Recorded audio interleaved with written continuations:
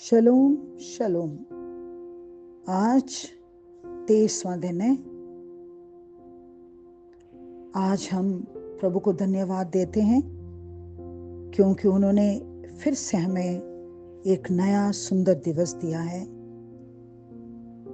हम सारे बुरे कर्मों को पीछे छोड़ के प्रभु के प्यार भरा दिल को अपनाकर अपना जीवन भी सुख शांति से जीने के लिए हम तैयार हो गए हैं। तो हमें आज के दिवस के लिए धन्यवाद देना चाहिए कि हे प्रभु, आज का नया दिवस में मैं कोई भी कुकर्म ना करूं, ताकि और हर पल तुम्हें याद रखूं। मेरे पांचों इंद्रियों से अच्छा ही सोचूं।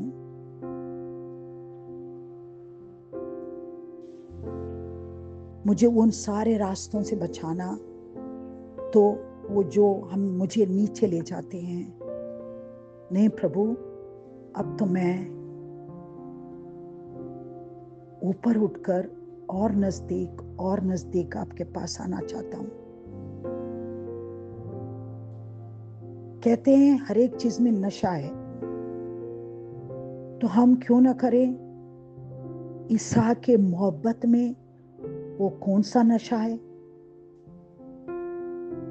सब नशों से नंबर 1 नशा होगा ईश्वरीय मोहब्बत। ये तो मैं पूरे वादे के साथ कह सकती हूँ। नहीं तो इतने सारे संत मार्टियर्स अपने आप को त्याग न करते, क्योंकि वो उस ऊंचाई से नजदीक से प्रभु को महसूस कर रहे थे, ईश्वर का प्यार को महसूस कर रहे थे। बाकी सारा संसारिक चीजें उन्हें अगण्य लगे। वो सांसारिक जीवन को तिरस्कारित करते हुए आगे बढ़े। मगर हम अपने कदम तो ले लें। अगर किसी ने पहला कदम ही नहीं लिया हो, इस सुंदर चीज को चख नहीं सकते। तो मैं जरूर, मुझे विश्वास है 22 दिन में हमने बहुत मील कायम करे होंगे, हजारों कदम आगे बढ़ाए होंगे और ईश्वर का प्यार महसूस कर रहे होंगे। संत पापा जॉन पॉल से पहले भी बहुत महान संतों ने मां मरियम के ऊपर पुस्तक लिखी हैं, मगर सेंट जॉन पॉल इसलिए अहम है क्योंकि उन्होंने अपोस्टल पीटर की जगह लिए पोप बनकर उनकी गद्दी संभाली है। अगर वो कुछ भी कलीसिया में लोगों के लिए प्रार्थनाएं भेजते हैं या कोई भी दुआओं को कलीसिया में अब से जारी करना चाहिए, वो सिर्फ संत पापा कर सकते हैं। तो संत पापा ने सेकेंड वेटिकन काउंसिल में मां मरियम को ऊंची पदवी दी, क्योंकि वो मां के ममता से अपने बच्चों को मध्यस्थता करती हैं। कोई इसे समझे या ना समझे, इससे कोई फर्क नहीं पड़ता। एक मां की ममता, बच्चा प्यार करे ना करे, उसको सिर्फ बहना आता है। तो मां मरियम अपने सारे बच्चों का ध्यान रखकर, मध्यस्थता कर कर अपने दुआओं में लपेटती है, उन्हें बचा लेती है। उनके बारे में संत पापा ने बहुत अच्छी अच्छी किताबें लिखी हैं। और मां मरिया की दुआओं को पूरे कैथलिक कलीसिया में फिर से एक और बार गूंज उठी।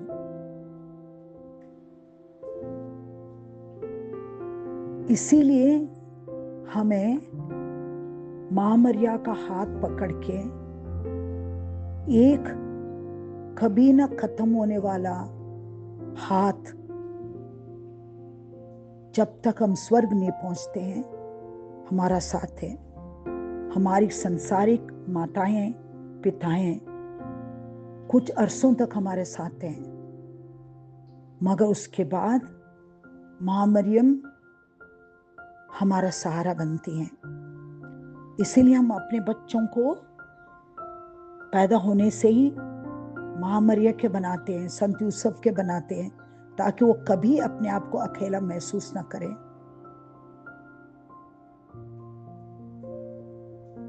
हमने कभी भी इस चीज का ध्यान नहीं दिया कि एक मां बाप अपने पूरे जीवन में उनका लक्ष्य ही अपने बच्चे होते हैं। एक पापी मां बाप चंद सालों के लिए रहने के लिए जो संसार में आए हैं, उनका पूर्ण लक्ष्य अपने बच्चों को खड़ा करना होता है। तो सोचो, मसीहा की मां पवित्र निष्कलंक,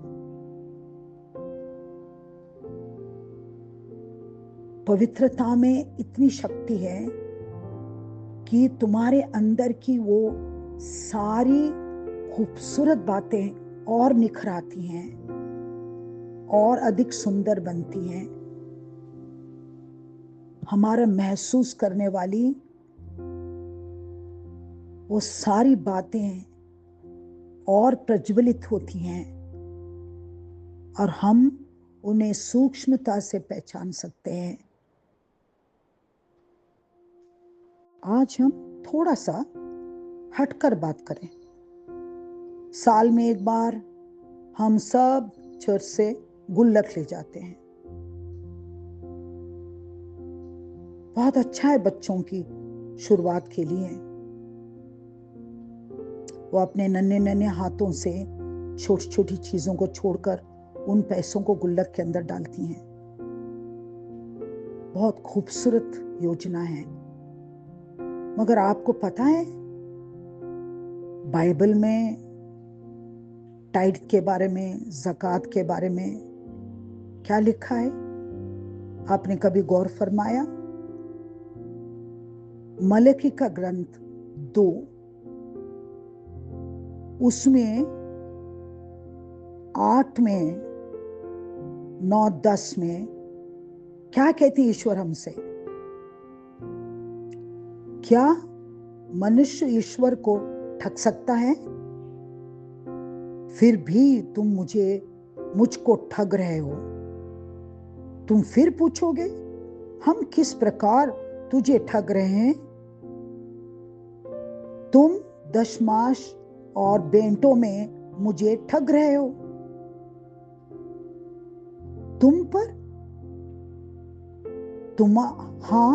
तुम्हारे सारे राष्ट्र पर शाप लगा है, क्योंकि तुम मुझे धोखा दे रहे हो। तुम पूरा दशमांश और बेंटें भंडार के पास लाओ, जिससे मेरे घर में भोजन रहे। विश्वमंडल का प्रभु ये कहते हैं, इसमें मुझे परख लो। मैं अपने बादलों को आज्ञा दूंगा और तुम पर भरपूर बारिश करूंगा। मैं बादलों को आज्ञा दूंगा और वे आके तुम पर बेशुमार बरसात बरसाऊंगा, वरदानों का भंडार बरसाऊंगा। और ये ईश्वर कहते हैं, क्या तुम ठग सकते हो मुझे? इसका मतलब क्या है? हमारा एक एक रुपए उन्होंने अपने पुस्तक में लिखा है, हमने कितना ठगा है।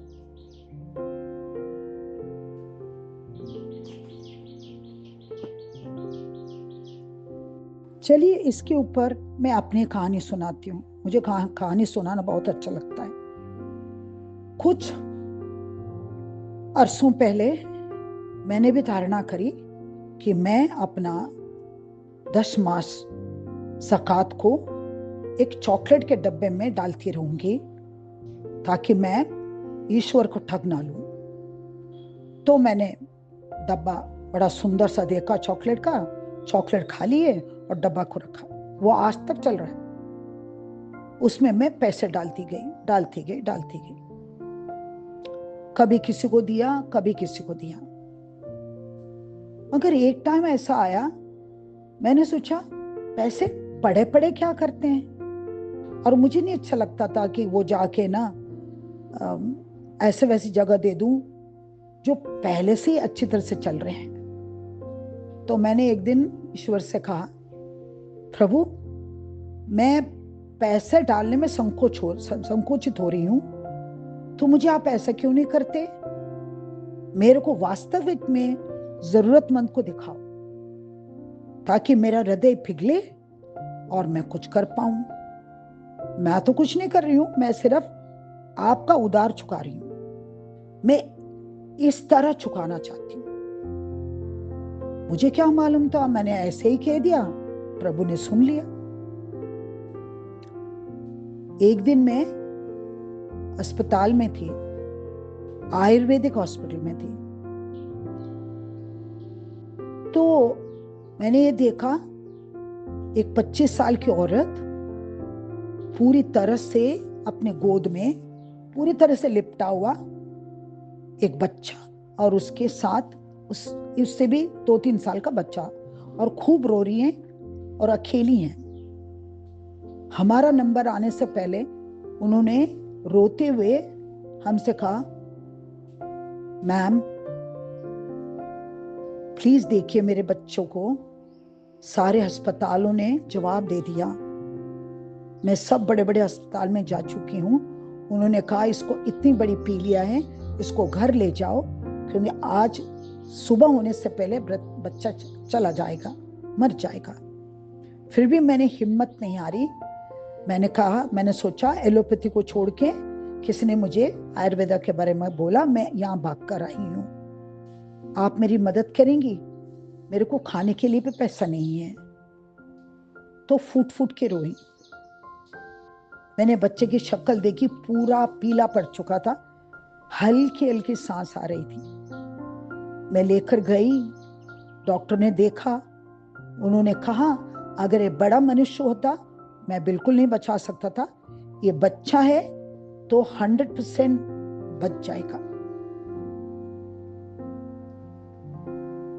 और आज वो बात होकर 2 साल हो गए, बच्चा बिल्कुल ठीक है। दोनों बच्चों को पीलिया था, बड़े को ज्यादा थी, छोटे को कम थी, मगर दोनों का ट्रीटमेंट, ऊपर से माँ का भी ट्रीटमेंट किससे किया मैंने?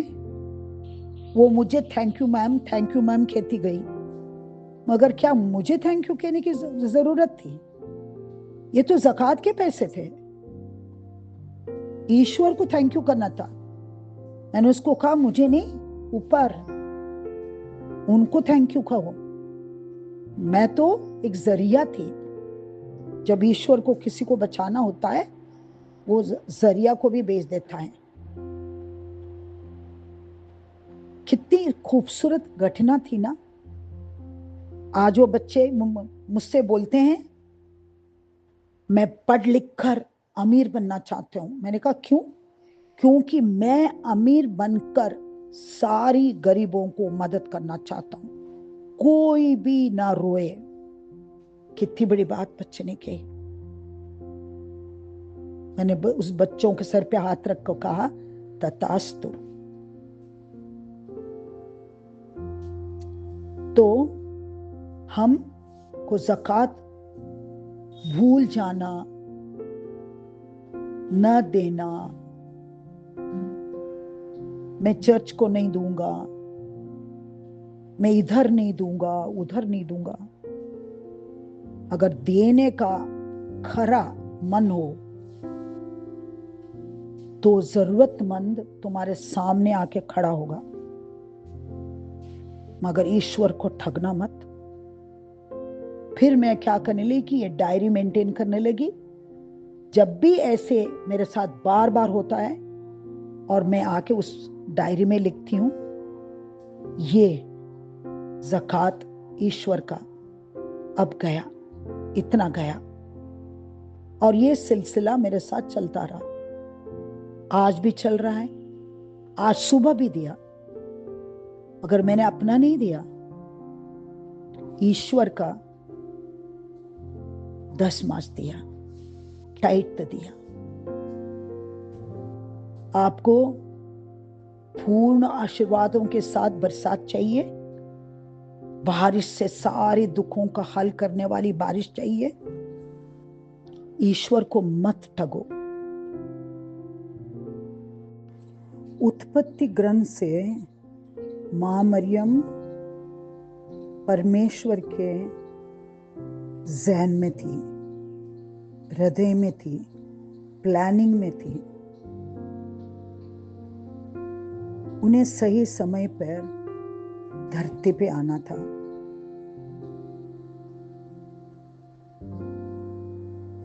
जोखिम और अन्ना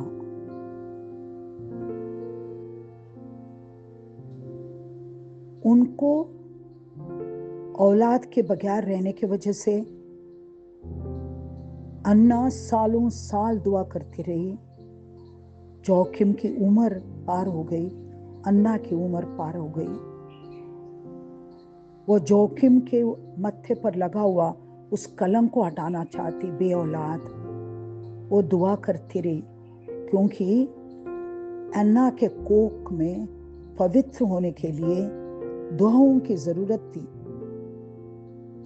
उन दुआओं से अन्ना की कोख पवित्र और एक शक्तिशाली बन रही थी। वहां पर आदि पाप रहित मां मरिया को पवित्र आत्मा के द्वारा अन्ना गर्भवती होती हैं। बस हमें इतना ही पता है, मगर हम सारों को पता है गर्भवती से बहुत बड़ी स्त्री बनने तक कितना कुछ होता है, मगर पता नहीं हम क्यों वहीं ठहर जाते हैं। उस बच्ची थोड़ी बड़े होने के बाद मंदिर में समर्पण, मंदिर में वो सारी पवित्र ग्रंथ को पढ़ लिख कर बड़ा होना, फिर उनकी शादी तय होना, फिर इस ग्रंथ गैब्रियल का आना, पूर्ण वचनों को पूर्ण तरह से विश्वास करना, संत एलिजाबेथ को जाके मिलना, न जाने किन किन घटनाओं से मां मरिया का उम्र संसार में बीतती है। हम इन बातों के ऊपर कभी ध्यान ही नहीं देते।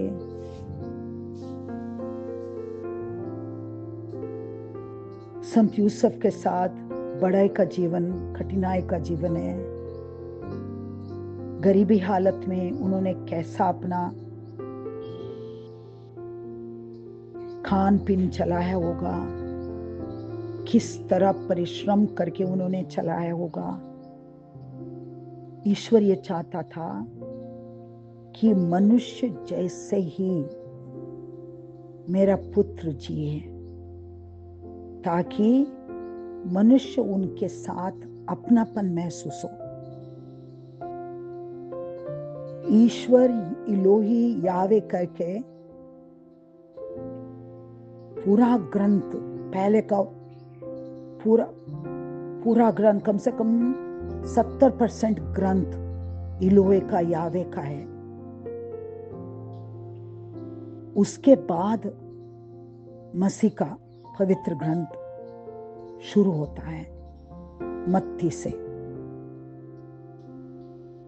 तो अब वो चाहते थे कि मनुष्य अपने आप को मसीह के साथ, मां मरियम के साथ 12 शिष्यों के साथ एक मन से, शरीर से कनेक्शन पाए। हम जैसा, मेरे जैसा, उनमें गरीब भी थे, हम भी बन सकते हैं। इतनी लंबी योजना और 12 शिष्यों का, और न जाने कितने शिष्य बने उसके बाद। उन सब के साथ मां मरियम का साथ।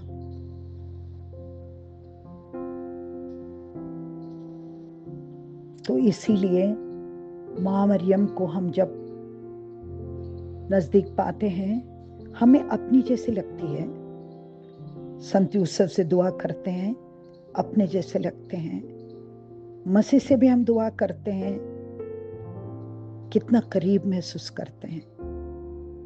अगर वो मनुष्य नहीं आते, क्या वो कह सकते थे आई थर्स्ट, मैं प्यासा हूं?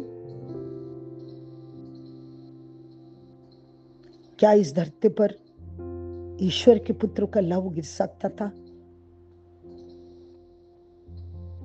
क्या हमें जन्नत मिल सकती थी? आओ पवित्र आत्मा, माता मरियम में विराजमान, आओ मेरे भीतर, मुझे ममतामयी मां का प्यार सिखाओ। मैं भी उनको बेशुमार प्यार करना चाहती हूँ। मेरी मदद कर। मैं मसीह की प्यास बुझाना चाहती हूँ। क्रिस्त में प्यारे भाई और बहनों, जब हम अपने आप को, अपने पल्ली को मां मरियम के विमल हृदय पर समर्पित करने के लिए 33 दिन का इस प्रार्थना में जुड़े हैं, हम प्रभु की आशीष मांगे। ईश्वर आप सबको मां मरियम के मध्यस्थ द्वारा पिता, पुत्र और पवित्र आत्मा के नाम पर आशीष प्रदान करे।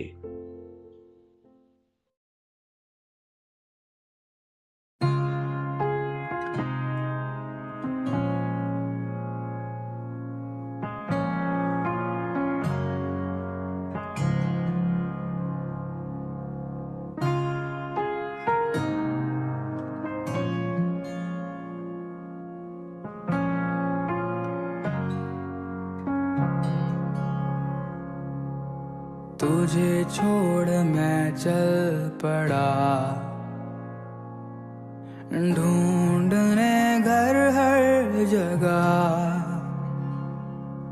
खोज मैं खो गया, खुद को पहचान ना सका। रहमत के दरिया में डुबाया मुझे, उससे जरिया बनाकर चलाया मुझे। रहमत के दरिया में डुबाया मुझे, उससे जरिया बनाकर चलाया मुझे। पापा पापा बेटा मैं तेरा, पापा पापा बेटा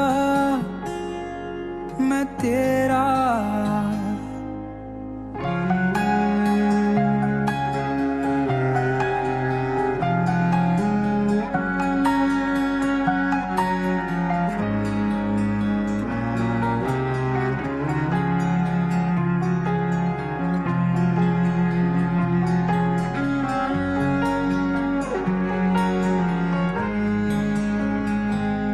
तुझे छोड़ मैं जाऊं कहाँ, तू ही तो घर है मेरा। ना था मुझे मुझे पता, बेटा मैं था ही तेरा। नजर तेरी कभी ना हटी, महफूज हूँ तेरी परछाई में। नजर तेरी कभी ना हटी, महफूज हूँ तेरी परछाई में। पापा पापा बेटा मैं तेरा। पापा पापा बेटा मैं तेरा। तेरी आँखों की पुतली हूँ पापा, मैं आँखों की पुतली हूँ पापा। तेरी आँखों की पुतली हूँ पापा, तेरी आँखों की पुतली हूँ पापा।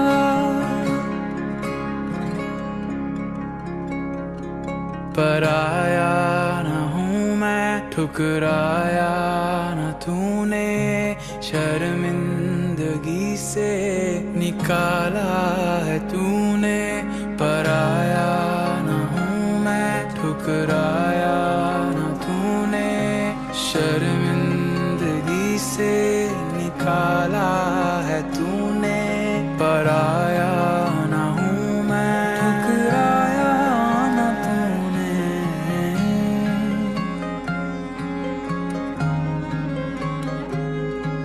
पराया न हूँ मैं, ठुकराया न तूने, शर्मिंदगी से निकाला है तूने। गले लगा कर चूमा मुझे, मेरा लत्ता हटा कर लबादा दिया। गले लगा कर चूमा मुझे, मेरा लत्ता हटा कर लबादा दिया। पापा पापा बेटा मैं तेरा। पापा पापा बेटा मैं तेरा। तेरी आँखों की पुतली हूँ पापा, मैं आँखों की पुतली हूँ पापा। तेरी आँखों की पुतली हूँ पापा, मैं आँखों की पुतली हूँ पापा।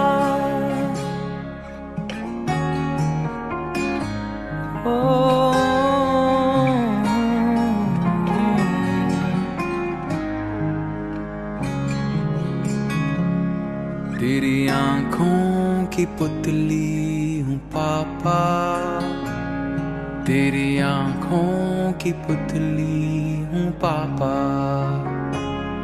तेरी आँखों की पुतली हूँ पापा, तेरी आँखों की पुतली हूँ पापा।